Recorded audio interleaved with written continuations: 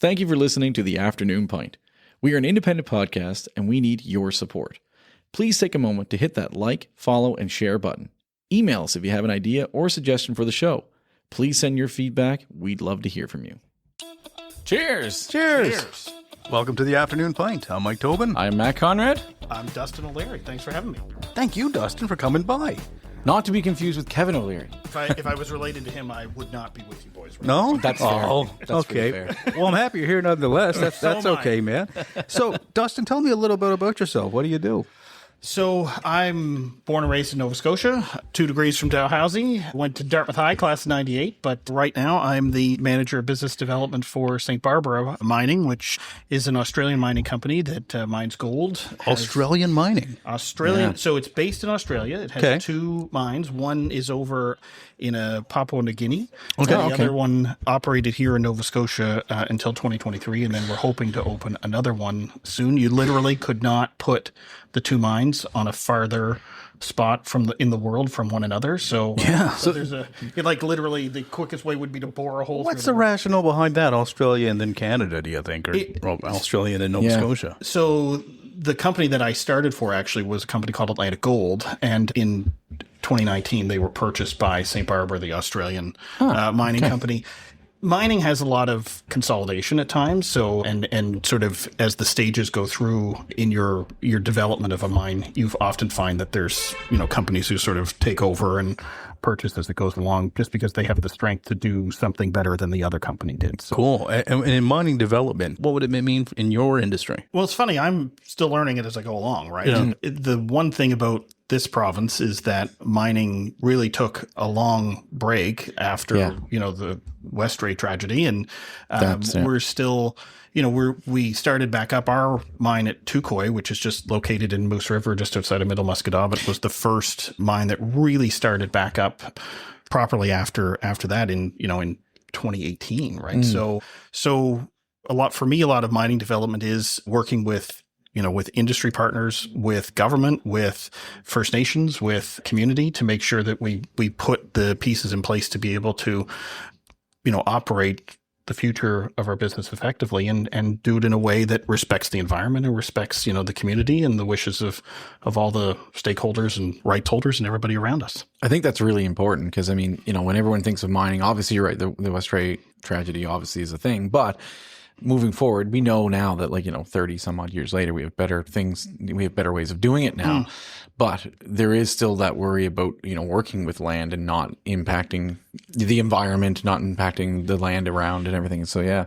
Absolutely. And if I can just add to that, I think, mining doesn't have an incredibly wonderful story to tell in the province, especially when it comes to what is left over after the mining is done. Yeah. So, you look at the Sydney tar ponds and you look at, you look at areas where government has been, sort of tasked because they've been the owner of it after the mining company leaves to clean it up. And we're still in that situation now where you've got the province looking at 60 some odd former sites that they have to that they're taking on the since then though there's been laws put in place where they have to return it back to a more natural environment. Is that not correct? There is. So for example, for St. Barbara on the Tukoi mine, we have an $80 million what they call reclamation bond in front of that sits with the provincial government that basically says you work on the reclamation bond, assuming that the company isn't there to clean it up. What would it cost if you had to get other companies to come in and do it for you? Right. And that bond is what sits with the province. And then the idea is that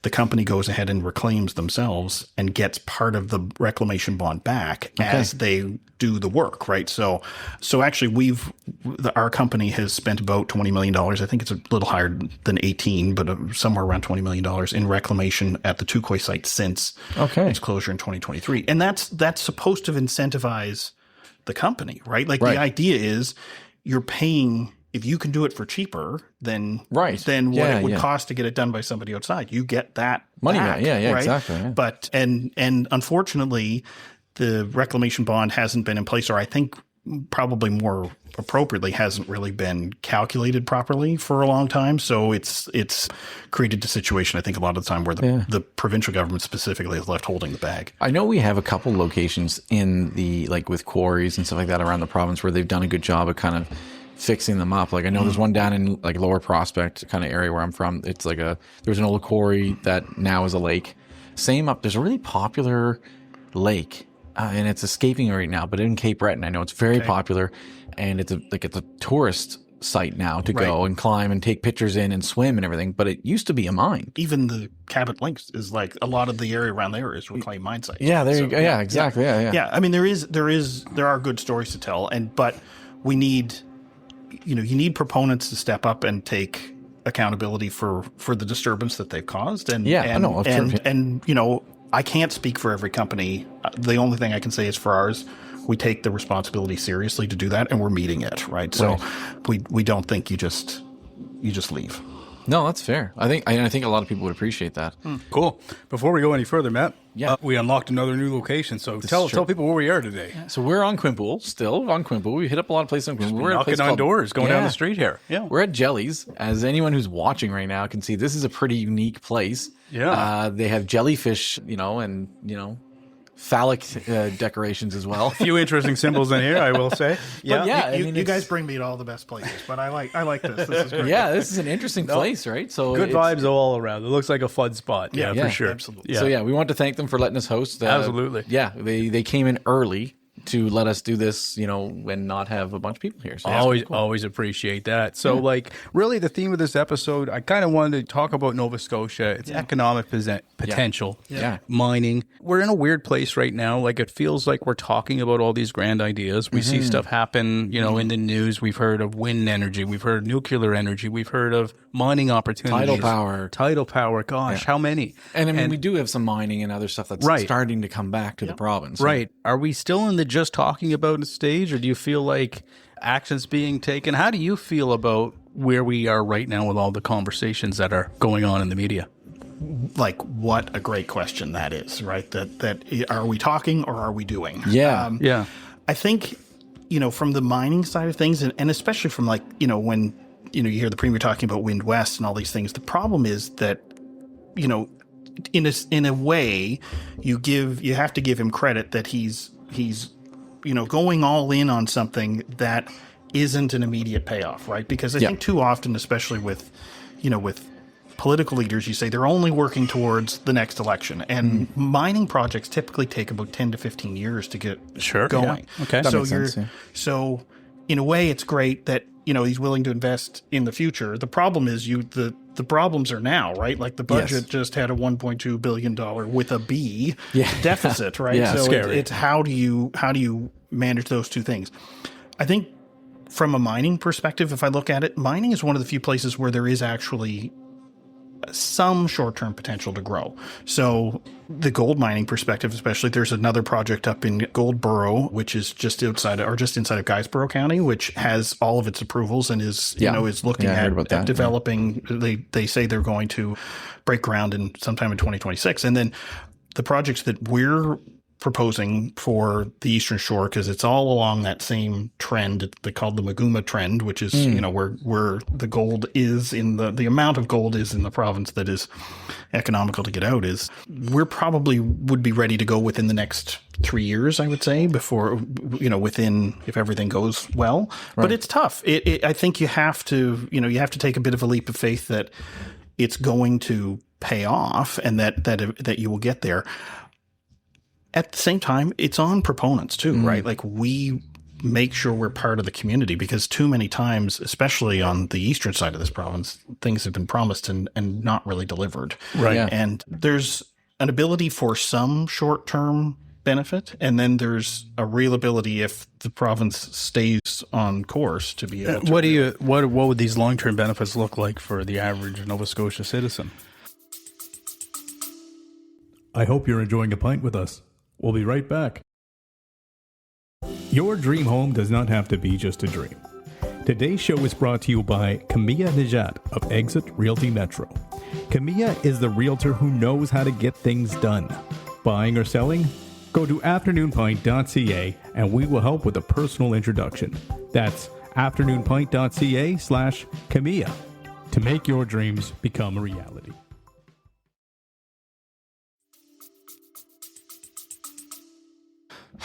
Well, it depends what you. The average Nova Scotia citizen is. And I hate bringing up old business, but I will say, I did listen to your podcast with the NDP leader. She was fantastic. Great, and I've met with her before a couple times, and she's tremendous. One of the things she said was, you guys talked about the urban-rural divide. Yes, and she had said like one of the things that was really going to move that forward was leadership, and while I don't disagree, one of the things I'll add to it is opportunity, right? Okay. So I think for a long time, and I live in Halifax, I love Halifax, but a lot of the opportunity was in Halifax. And if you look at rural Nova Scotia needs to feel like they're part of that development. And fair.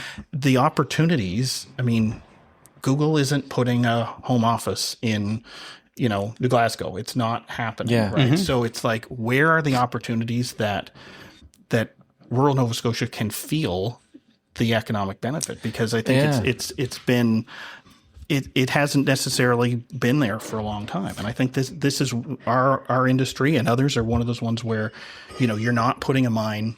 We're not putting a mine on Quimple Road. No, right? We're not doing it. So where can we do that the benefit can be felt? It's interesting too that you say like it seems to be along the Eastern Shore that this is looking like it could be like that's where our gold rush is and all that stuff. And I was reading about that too. It seems like 1800 is actually like Nova Scotia was like actually had gold rush like through there. There was a huge gold rush between the late 1800s and early 1900s. Yeah. And actually the sites that we're developing were sites where the old timers really did it, but they were looking for strikes like nuggets, and we're doing it looking for we open pit it so that we have to process a fair amount of ore to be able to get a little bit of gold, but the old timers, as we say, frisked it pretty good, and got a lot of the gold that was there. Well, it's good that if like it's going to be out in the Eastern Shore, because I think they do need something. Like when I say that there's nothing out there, I don't mean it as a slight to them, because I love the Eastern Shore. Yeah. I spent a large portion out there. My cousin's cottage was out there for up until like 3 years ago. So I spent a lot of time out there, and I love it out there. Yeah. But there's nothing out there, right?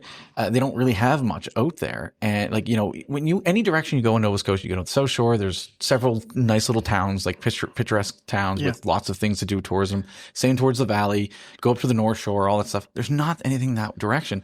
So this could be an opportunity where you could see a boom with employment and like good paying jobs, all that stuff that if you develop through that area. Well, in the area where we're, has historically been an industrial area, right? Yeah. Like they have a mining background. They have a background with production of a whole bunch of different goods, and they're quite proud of that. Like, and I think one of the things that we have to sort of take into account is that there's a pride in producing there that hopefully we can help bring back. And there's always going to be people who aren't for it, and there's anything that if you're doing anything big, there's going to be people who are for it and people who are against it. But I think the industrial base of the province for a long time has been the Eastern Shore of the province of Nova Scotia. It's funny. I just wanted, because it's a good anecdote, is that we always get, that's where the gold is. And some people will say, well, why don't you move your mine? Well, sorry, that you can't really do that, right? Yeah. So the mines where the oil, or the oil is, the mines where the gold is. We don't dictate where that is, right? Right. So, yeah. Have you been in communication with the councillors out there to kind of gauge any type of feedback, everything? I mean, I know you ran yourself. You're a failed candidate like myself. Yeah. So. Yeah. There's not a day that goes by that I don't thank everything upstairs that I lost that one, but yeah, I was happy to take the L on that as it turns out. But but have you been working with them? Like, because there's two of them, two like districts out that way. The one thing I will say is the amount of like municipal government on the Eastern Shore is really heavy. Really? So like between towns and counties and so we try our best, and I mean, I've presented this year to one of the town. I believe it was the town Stellarton, and then because quite honestly, one of the problems that we run into is that municipalities aren't really ready. Our job is to build mine, right? And the best way it works with mining, especially in this province, is if the benefit is as local as possible. But sometimes communities have to be ready to receive it, right? And oftentimes there's no like Chamber of Commerce or something like that can sort of help achieve that. So you have to get the local government ready to say, how do we look at what the community needs to be able to benefit the most? A lot of this talk so far has been really pro-mine. Right. Sure. I mean, respectfully, and I mean, that's your job. You do have me here. That's your job. I'm happy to. I'm happy to discuss the other side. So I mean, we have to. Like, I come from the side of caution, of just going into our land, taking stuff out of it. You know, like you say, open pit mining, blowing up parts of our land to extract resources from it. Sure. Yeah. It also. I mean, it all has environmental consequence. We know this. Yeah. Like, it's kind of the old song and dance. We talk about how we can fix it. And even in this conversation we've just had, we already talked about how that responsibility seems to move around several times and it lands on the government's lap. And what's the benefit here for those people beyond having a job that they can do for 5 or 10 years till that mine depletes? We're talking long term, right? So what's the benefit for them once that mine's extracted? I would like to answer that in two ways, but one is that the legacy of any mine shouldn't be the hole that's left in the ground, right? So, So I think if you look at the example of Touquoy, the skills that people develop should be transferable. And the problem that we've run into, I think, in a way, is that in the province, you know, my CEO often says to me, Dustin, to have a mining industry, you need to have a mining industry, right? So like one of the things that we had 330 employees working at the Touquoy mine until it had to shutter in 2023. Right. You know, those people went away, right? And so hopefully if you have more of an industrial base, you have an ability to see movement through and create, you know, opportunity for individuals through that. But I will be honest, I've been challenged with the same thing you are. That's just my notion. What does this look like going forward? Like, how do you do something a little bit better? Because one of the charges that we often take is, well, 10 years, right? You get 10 years and then what's left, right? So I look at it as you have a society now that is trying to find ways to do renewable energy. And one of the issues that they run into most is that you have to find a site to do it. And oftentimes the paradox you find yourself in is that you're trying to clear pristine land to build a renewable energy station or renewable. Yes, no, I agree. I think we hit the same challenges all the time with almost any kind of style of innovation or economic challenges, but we have to also try to find ways to do it better than it's been done in the past. Absolutely. So I mean, our company approached a company by the name of Natural Forces, who's a renewable energy developer here in the province, and said, you know, we have this essentially brownfield site. Like, what can we do here, right? Yeah. And I mean, solar, you can do solar. It is great, and solar is totally an opportunity. But one of the things you have is this big pit, right? So we've worked on a plan. We're still working on it. It'll come into more fruition, I think, in a couple of years as we move through. And the complexity of the power grid in the province of Nova Scotia right now is, I mean, difficult. Yes, but agreed. But we're looking at using the mine pit as the bottom reservoir in what they call a closed loop hydro energy storage system. Okay. So you create a top reservoir at the top, and then, a containment at the top for water, and then at the time there's drain on the system, you run the water down, and then when there's excess, you put the water back up, and you just run it every day. And the system that we're proposing has about 80 megawatts of power that over 6 hours that could supply the grid. And it's, as opposed to man-made batteries, which kind of break down after about 15 years, the turbines would need to be replaced about every 40, and you could keep running it into perpetuity. But, you know, if you look at it as a 80 or 100-year project, you turn your 10-year project into 110. Yeah, your investors are kind of like, I'm going to be dead then. And, I mean, it's a different world for mining companies, because often they're not comfortable in this space, right? We're a mining company, not a renewable energy company. Yeah. But you have to look at the utility for the province and the people who are here and what is important to them. And creating renewable energy has been a mandate of this government and the previous government. And I think there's, you know, the beauty of it in a way is that you have an already disturbed site. You're not creating something new. You're not clearing something that's pristine. That's an idea I like. Yeah. Yeah. But how do you get that kind of agreed upon so it actually happens? Because I mean, that could be the next challenge, right? You would have another shortcoming because then again, when party A is done, if it goes to the next party, or you know what I'm saying? I'm not trying to be difficult here. No, I hope I'm not. I'm just. I get your point. I guess, and it's funny because I'm looking at it. I will freely admit I'm inside the bubble a little bit, right? Like I'm looking at it as we're going to make this absolutely happen. I think what I'll say is that mining in this province, as we said earlier, doesn't always have the best reputation of how they end their projects. No, they absolutely don't. But for Nova Scotians to invest personally in some of these projects, we're going to need to do it better. The whole industry is going to need to do it better. Yeah. And Tukoi, the mine in Moose River, for me is hopefully the start of that, right? Is that if you want more mining in this province, you're going to have to be able to show that the value you add after the mining project is done is just as important as the value you add when it's happening.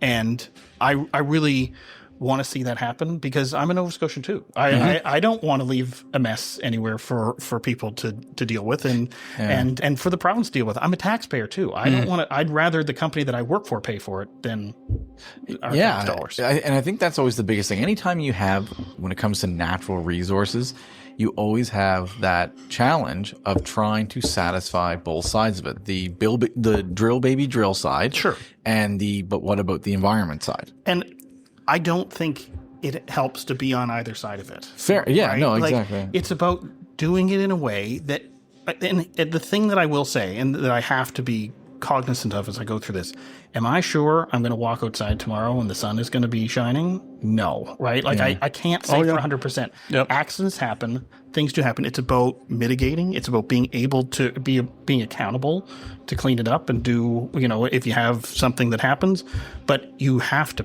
plan in the best way possible so that it doesn't. Right? But when you do all this planning and you do all the succession planning for mines, does that not negate the investment of the mine in the first place? Because that's where my head kind of goes. When we drew all these things to kind of fix the investment, fix what we've done, and now we're going to put in a hydro. Is there still going to be income along the whole way for people? Is it still a viable economic opportunity? Yeah, absolutely. And cool. And I don't know what I'm asking. I'm asking out of ignorance. No, that's a fair question. And what I will say on it, too bad for companies if you're not willing to think about that before you get started. The one thing you should know about a mine before you break ground on it is how you're going to finish it, right? You know how you're going to get out of it. Exactly. Yeah. And how you're going to do it in a way that respects what is required of you from the regulator, but also what's the need of the community, right? Yeah. So, I'm going to kind of change gears a bit, and thank you for answering this because I feel like we're getting a really honest discussion here. The other thing that I really think about, and I'm sure a lot of other people think about, is we're in this really weird time with jobs and technology where could these mining jobs be done by something other than humans within a few years, within a decade? I mean, in my opinion, almost a better for everybody scenario when you think about, the risk of human life. What happens if the humans we need to work on the project go away before the project breaks the ground? I hope you're enjoying a pint with us. We'll be right back. Hey guys, it's Chip here from Don't Overthink It, Chip. Big shout out to the Afternoon Pint Media team for managing my content creator career. If your business needs support, big or small, hit up Afternoon Pint and learn more about our reputation for boosting foot traffic with curated storytelling for your business. Wow. I know some mines, especially in other parts of the world, certainly use more automated systems, especially for things like hauling, haul trucks and that. All I can say is that's not contemplated for us. We believe in safety, certainly. Yeah. And we had the Tukoi mine had over 3 years of zero safety incidents for our staff. We were really proud of that. But I don't know. I think my joy in the job that I do is to see people get employed. And I would not like, this is just Dustin O'Leary speaking as Dustin O'Leary. I wouldn't want to take that opportunity away from people. I think, and like mining jobs in their base provide transferable skills for people. You can go work for Dexter tomorrow and do construction. You can go work like I have 2 boys, 15 and 11. And until I got into this job, I would have never thought, I would want them to go into mining. And now I look at it and say, our average starting salary is somewhere around $80,000 to $100,000, right? Mm-hmm. So like, you look at kids these days, they can't, like, I'm looking at my son saying, we might buy another house and keep our existing house so that he has somewhere to move into, because he's not going to be able at this rate to afford a house until he's in his 40s, right? So I want him to have an opportunity to take a job that will give him the ability to get ahead quicker, and that is provided by this. Especially you have that sort of mutual good paying jobs with a rural area of the province that may the drains from a cost perspective may be a little bit less. But that's, I guess that's true, because you can go and buy a house a little cheaper out in like Musquodoboit Harbor than you can in Dartmouth. No, that's nothing true. against Dartmouth.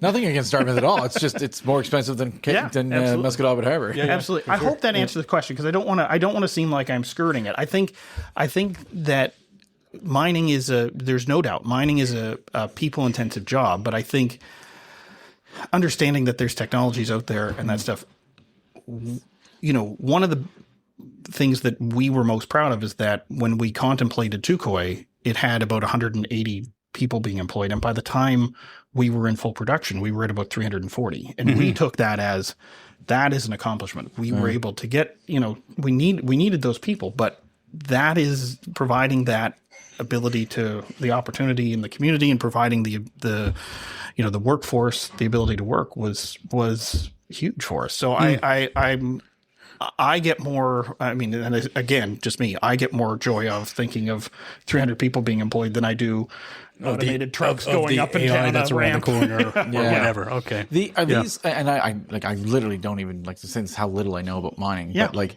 are they open mines, or are they closed off, like kind of mines, like the old school kind of like I'm walking down a dark tunnel with a, So most of the time, with a little light, with the light, like the railroad thing. Some of them, because they were underground, actually do have a shaft at the beginning that you can see. Some of them are just are areas that you wouldn't know are there necessarily until you do.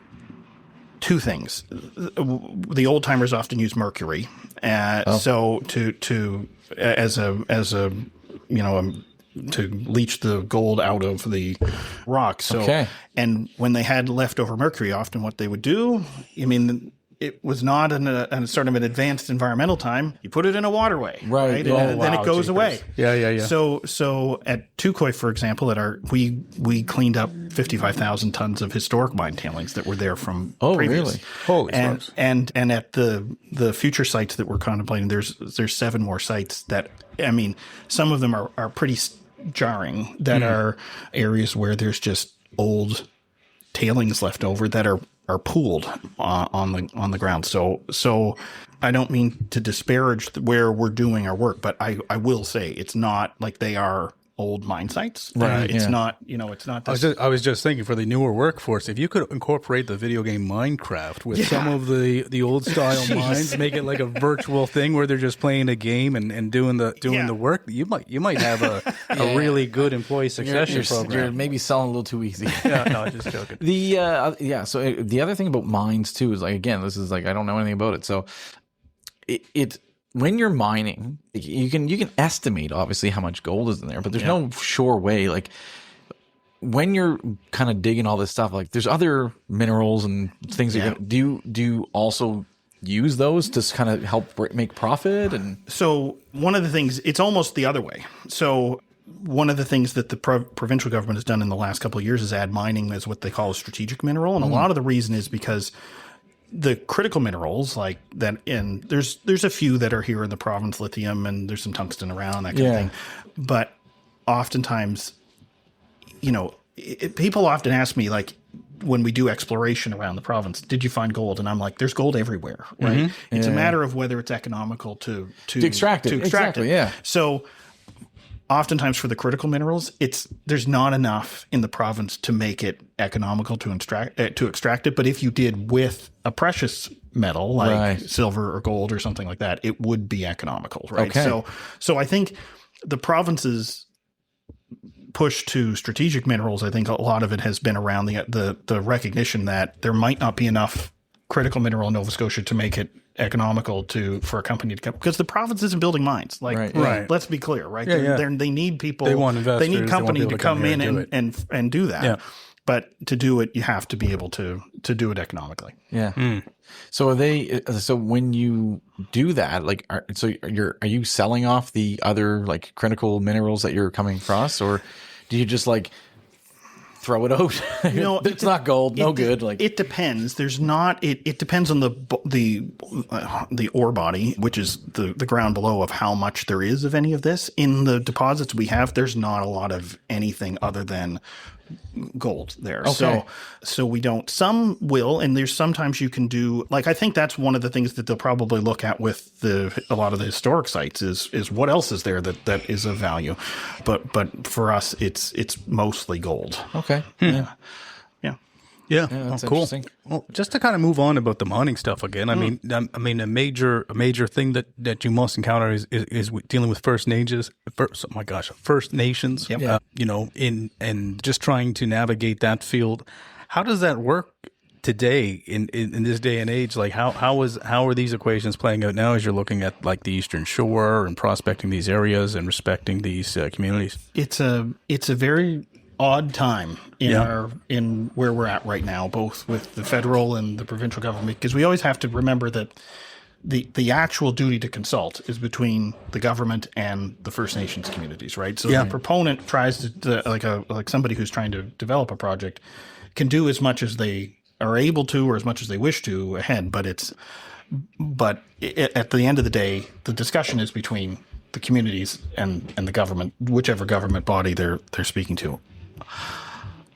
All I can say from my perspective is it's been one of my joys to be able to work with First Nations communities in this province. It's complex.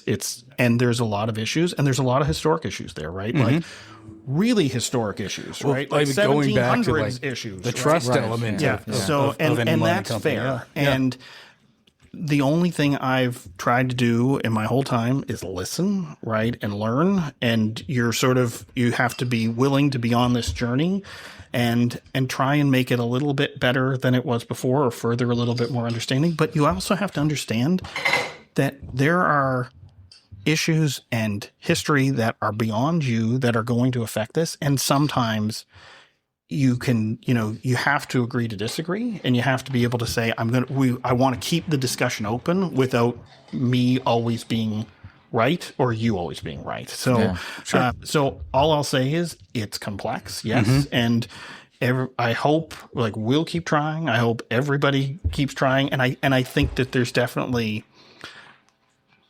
a role for proponents in making sure that they do as much as they can. Right. And sometimes it won't change the view of any party, but it doesn't mean you stop, right? Because there's just so much history wrapped up in this that you can help by talking about how you do things in modern day and how you but sometimes you just have to be comfortable with the fact that you be respectful with one another and understand that it might not change how anybody feels. Okay. Yeah. No, it's but that's a the tough world answer. we're in, Yeah, right? yeah, and you have to be okay with that. Yeah. Yeah. No, that is life. Yep. Yeah. Okay. So I I would say, I don't know if you have any other things, but I say we roll right into the fun stuff. Unless you have some other stuff here. Do we get to talk about council at any time? Oh, yeah, we can talk about council, sure. Did you want to talk about Let's talk about council. Okay, yeah, we can talk about that. So what are we talking about? Like the Halifax Council? Yeah. In particular? Okay, yeah. I mean, what was the... he ran for my area, so my riding. In the last... In your prospect. Yeah. So they changed the borders. The constituencies so that it actually involved St. Margaret's Bay and Tantallon with Prospect all came in together as one. Right. So when I ran, it was Herring Cove, Spryfield, Sambro, and Prospect. Okay. Then 4 years later, so I ran in 2024, Armdale to Sambro was all one, and now Prospect out to Hubbards was all one. Which is a complex geographically. It doesn't make a lot of sense. I actually spoke against it. Yeah. I went and spoke against it. I didn't think it was the right way to go. You know, I think Prospect, though, as like a district, had been sort of abused overall, right? Like Passed back and forth. Yeah, like it, sort of got encompassed by the Beachville monster, and then I think, to be fair to Prospect in the 2024 election, I think it showed its strength, because the Tantallon St. Margaret's Bay side is not as populous as the Beachville side, right? Yeah. Yeah. So it was, it was interesting. I mean, there was a big number of people that came out, but you, like me, it sounds, as much as I wanted it at the time. Yeah. Hindsight being 2020. Don't regret not getting it now. So my family and I were displaced in the wildfires in 2023. Oh, okay. Yeah, and I was the president of the Westwood Hills Residents Association at the time, and fought pretty hard because we needed emergency egress. Yeah. Did you lose your home, or did you just? No, we were lucky. We were about a kilometer away from it, but smoke damage and stuff. Though, yep, still, yeah, but we had relatives in Fall River, and my wife's sister and her partner were great with us, but it was tough, and it was one of those things where I've always been a political person, but I didn't want to run just to be a politician, right? Like I was the same. Yeah, like I wanted to run to do something, and the idea was I was going to work on safety. And if after 4 years I had no hair left because I had pulled it all out and I was ready to move on, that was fine. But I was, unfortunately, like, at the night of the election, the first ballot that comes in is the online ballot. And I was down by about 700 or 800 votes. And I said to the crew at home, I said, "We're done. This is it." I said, let's party. And everybody was like, "My God, there's still like, so many polls to come in." That was the same election you ran. No, we ran. I ran 2020, 2024. Yeah. Oh, got it. Okay, yeah. But I'm for a variety of reasons. I mean, seeing what the fits and spurts that council is going through right now, as well as not to get too personal, gents, but my wife as well was diagnosed with breast cancer in 2025. Okay. And she's doing pretty good now, but we had a run, and I said, "You know what makes you a terrible politician? Having stuff going on at home." So I was so happy to. I mean, I love where I live, and I look back on the experience as a tremendous one. I really not one I want to do again. That's the best way you look back. I think you're both brave to throw your hats in the ring in that, to be honest. Yeah. I know you'd Changes you as a person. You'd have a lot coming at you, and you'd have a lot of opinions coming at you. My questions were probably easy today compared to some of the ones you got out on the street. I give credit to anybody who runs. I just, I hope, like, do it for a reason, right? Yeah. Like, because being a counselor probably just is a reason is probably not enough. That's fair. Very fair. And how many did you walk off any doorsteps? Like, in anger? Yeah. Or, in general, whatever. Like, that's not me. No, no, I didn't. I'll be honest with you. There was people who didn't agree with me. Yeah. I found it more, to be honest, they had a few sessions, like I won't call them debates, because you didn't actually get to talk to one another. You talked about an issue in the room. I found that was probably more contentious at times than the doorsteps, because just of the way it works. But some of the sessions were a little contentious, especially when you talk about transit in the Prospect area. Things get contentious, right? So I didn't get to experience that.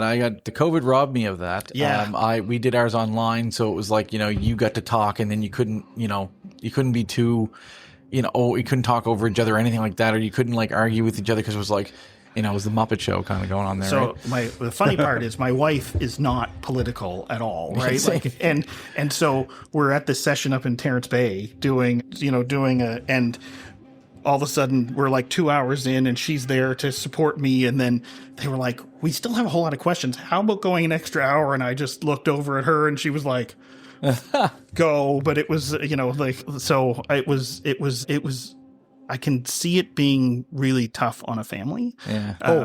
Yeah.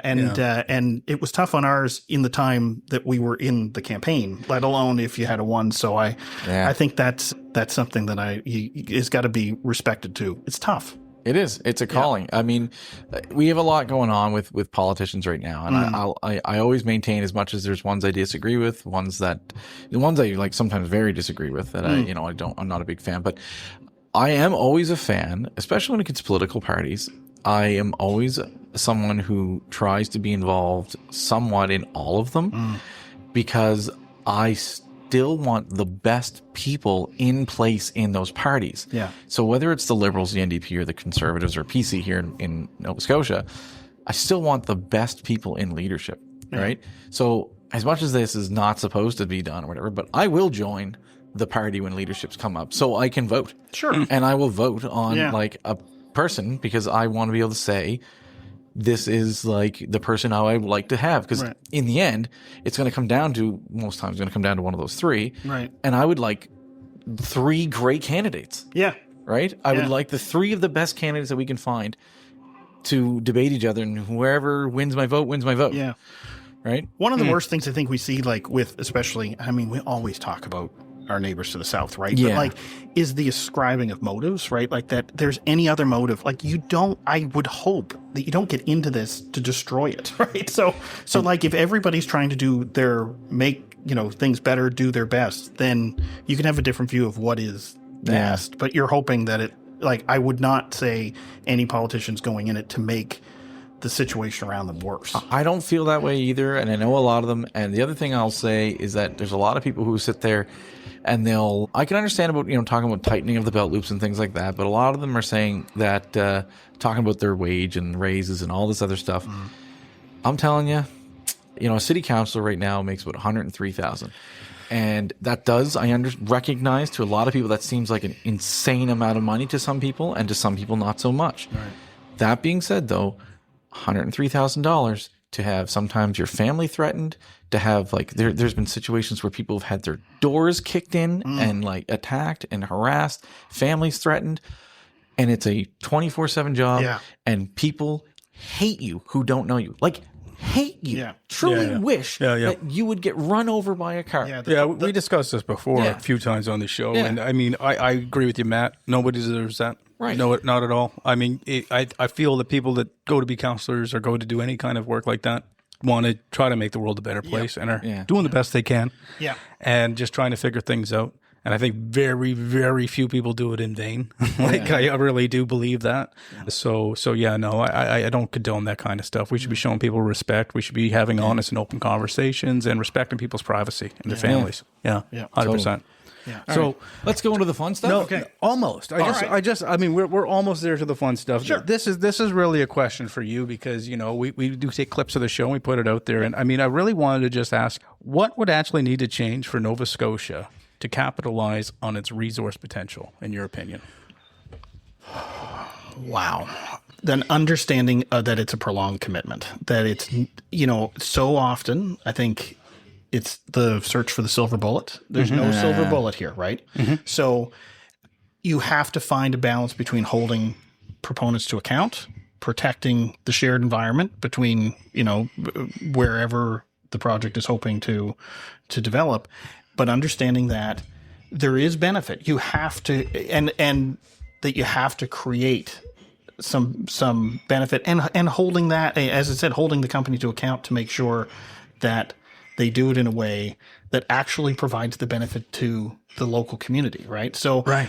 I think that's where sometimes the government entities, both municipal and provincial, fall apart a little bit. Where the person falls apart and having faith in it. Like, just how could I have a faith in a company that's just going to be true on their word that I don't know? Sure. But I think one of the things is, how do we benefit from this, right? Like, how do we take benefit from this? And if you think about that ahead of time, you can make it a lot more realistic in the community. Mm-hmm. But you have to, these things don't happen quickly, right? So you have time. Hopefully that's not for me. You have time to get ready for this, right? Yeah. In most cases. But I think one of the things that I always call the tangibility problem. you can, and we talked about it in the beginning of this, you have, is it talk or is it real? Yeah. Right. If people will actually think it's real, then you can start planning for it and how you take the most benefit out of it. That's a good answer. Yeah. Okay. Thank you. Yeah, so much. I know these are some hard questions, and I think you did a great job answering them honestly. Yeah. And I appreciate your time so much. So ready for dumb questions? All right, let's go. You lead the way, my friend. All right, I'm going first. All right. Yeah. Question number 1. So if civilization collapsed tomorrow, what would be the most valuable human skill after survival itself? So what would be the most valuable human skill after survival? All I can think of is fire. Okay. The guy To be able to start a fire. Anyone who's the matches or the light. Good answer. Yeah. I'm surviving. Where's the matches? Yeah. That guy. Okay. He's the new leader. Okay. If energy itself was free, FREE, and not monopolized by any way in Canada, what do you think would change in society? What would be the societal change we would see if energy cost us nothing? Wow. Sorry, man. These are deep questions. Yeah, this is cool. I've never thought of that. The problem, I guess, is that I'm not sure how much would change. I don't either. Yeah, I couldn't answer this question. The answer might be nothing, right? But I was having this discussion with my son the other night because we were talking about daylight savings. Yeah. Right. And the sort of it's for the farmers. It's not for the farmers, actually. It was to save energy in like World War I, but it doesn't work anymore, right? Like it doesn't work when you're blasting, your air conditioner at all hours that you're saving. TV's on 24/7 or whatever. Yeah. So I don't. I think that's an issue. Is that I don't know how much it would change anyway. I think we'd all pretty well stay the same and just go on to the next challenge. Yeah. Things get cheaper. One thing would get cheaper. Be cheaper. Yeah. All right, question number 3. So what's your favorite treat meal? Favorite treat meal? There is a place over on Main Street in Dartmouth called The Vines. The Man. Vines. I haven't been there in years. Yeah. Man. So if my wife and I can get a time away, it's The Vines, and almost anything they do. They used to do a cannelloni that they don't do anymore. That was absolutely Cannelloni's a good time. Yeah, I would ask them to put sauce into a Tupperware and just send me home with it so I could. But do you like Micmac Tavern in Dartmouth as well? That's one of my favorite spots. Yeah, that's great too. I'm always good for a pub meal, but if you get to go do something, good spot. It's a good spot. Yeah, it's a fun spot for sure. And stop in at the Gateway Meat Market while you're going. There you go. Yeah. Question number 4 to you. Name a person that inspires you, dead or alive, and why? He's probably going to hate me saying his name, but Daryl Dexter, the former premier, he's a really good man, and he's been. We got to work together, but I've kept in touch with him since, and I feel like he's a guy who manages, had some tough situations politically, manages to stay above the fray and kind, and when you can make tough decisions and do tough things and stay kind to people and understand that there's different perspectives, which he does. That's cool. I could offer you that exact same compliment about you. Thanks. So after our conversation today, great answer. I'd like to have Daryl Dexter on here. We talked to him about it. Actually. Oh, he said yes. He said yes. But then he ghosted us. Did he? I'll text him and see if I can get him back. All right. That's Thank right, you. yeah. Yeah. Question number 5. Okay. Do you think fish conceive water the same way that humans conceive air? Are you not baked enough for this question? Yeah, yeah. So this is having your point. We should be on a different show for that one. Seriously. We haven't gotten far enough in for these questions. Yeah, probably. I mean, it's where they're at. Yeah, absolutely. I'll take it. That's Good it. answer. Over to you. Question 6. Okay. How many colors in a package of Skittles? Or what I said? Skittles. Yeah. Skittles. Oh my gosh, I have. Never mind. You'll see the next question, man. You'll just laugh. Yellow. 4? I'm not sure. Okay, but I'm going to give you the pass. I will be honest with you. I hate Skittles. My kids love them. My kid loves them too. Yeah, and I am like, keep them as far away from me as you possibly can. I like So Skittles. let's just give him a pass and ask him the next question because this is kind of stupid here. I obviously messed up. Yeah, you did, because you have 2 round candy questions here. I've never done that before. So but I'm going to change it up. No, just ask him the question, and then you can give him a bonus one if you want. Sure. Okay. See if you can how many colors are in a package of Smarties? I must have been distracted and went back to the questions. I feel like I should know this because I was the kid in the generation where they had the blue Smartie thing. Right on. And it was like it was a special thing. Yeah, it was a special thing. And I remember that. You could eat the red ones last. And you got to eat the red ones last. Yeah. And I have no idea. Not a big Smartie. And they're an iconic Canadian snack brand. Like the Smarties are Canadian. Yeah. They're not in the US, eh? Yeah, they're always. I mean, like if anybody at Smarties needs to sue me for this, go ahead. But they're always what's left over from our kids' Halloween at the end. Same as I'll save you here because you know what? They're like my kid's favorite. Oh, are they really? He just opens them up and just drinks them out of the box. Wow. No, Gracie's the same as your kids. Doesn't care for the Smarties. Yeah, loves them. Yeah, that's funny. Yeah. All right, question number 8. 8 Smarties. 8 colors. Sorry. 8 colors? Yeah, was the answer. Yeah. No more than a round rainbow. candy questions. Yeah, okay. Question number 8 over to you. What's the biggest threat to... No. Well, question number 8. Thank you. Yeah. If you could magically change one mindset in Atlantic Canada overnight, what would it be? And I think we've touched on this theme a lot today, so you might have an easy answer here. Well, there is an easy answer, but I don't like, the whole no out of Nova Scotia thing. And I respect that to an extent. But what I guess realistically for me, it would be that sometimes we look at business as a bad guy, and sometimes they are. That's fair. Right? Like I think we have to go in with eyes wide open, Mm-hmm. but I don't think there's a lot of people who will say, small business has its place, tourism has its place, but you do need bigger businesses in industry to make a fulsome economy. Absolutely agree. And if the mindset is once big business comes in, it's bad. That's a problem, right? Like that's tough. It's tough to come back from that. So I think if that's the mindset, I would try and overcome. And listen, the way to overcome that is to do good things and to do good work. That's right. And meet your commitments. Track records speak volumes. Yeah. I mean, a great example of that in Canada is IKEA. I came here from Sweden. Sure. I mean, there's a big old store there. I mean, everyone likes Swedish people. Everyone likes IKEA.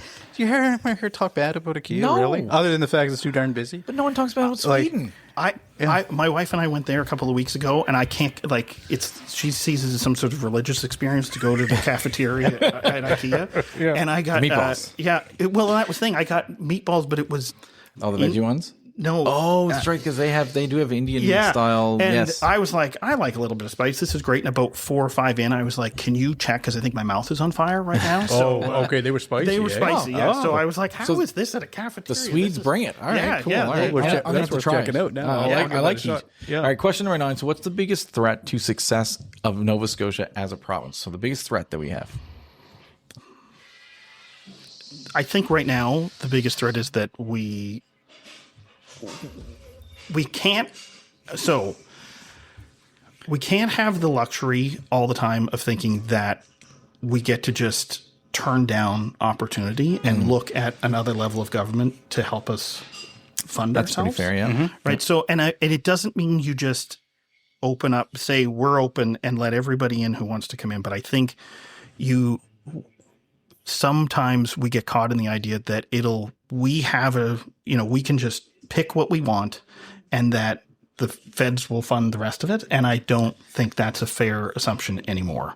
I think that we have to look at opportunity as a way of offsetting our reliance on the federal government and on other levels of government and look at what do we want this to look like in 20 years, right? Like how reliant do we want to be on not ourselves and look where the opportunities are and seize on them. What a Don Mills answer. I like him too. He'd love that. All right, question number 10 over to you. All right. Just what's one, if you had a recommendation for a book, something people could read or watch to give them a better understanding of economic development? Oh my goodness.